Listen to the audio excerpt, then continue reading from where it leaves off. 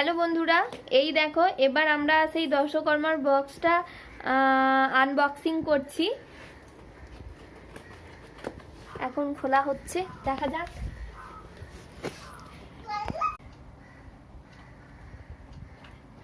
কাটা হয়েছে। এই দেখো, এটা হচ্ছে পুরো বক্সটা, সরস্বতী পুজোর দশকর্মা। এই যে এটা হচ্ছে টোটাল বক্সটা। এর মধ্যে মা বলছে এর মধ্যে কি দিয়েছে কে জানে, ভালোই দেবে, তুমি চিন্তা করো না তো মা। দেখা যাক। মা বলছে আমরা তো এরকম আগে কিনিনি, আমরা দশকর্মার দোকানে যাই, বলে দিই সরস্বতী পুজো কাটতে হবে না, এটি খুলে যাবে না, ওপর দিকে তুলে না,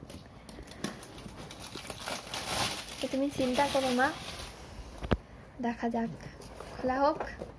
এই দেখো, ফার্স্টেই হচ্ছে এটা ফর্দ, কি কি আছে। এটা আর একটা বাংলাতেও ছিল, সেটা হয়তো তাহলে অনলাইনে দেখিয়েছে। যাই হোক, এখানে সব কিছু আছে।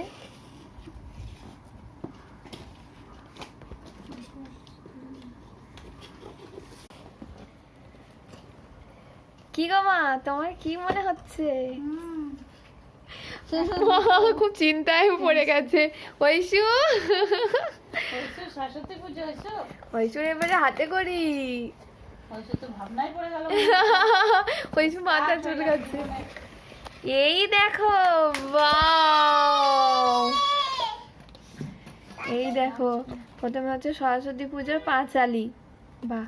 তারপরে দেখো একটা পিকচার, তারপরে এই যে সব, এই দেখো পলাশ ফুলও আছে,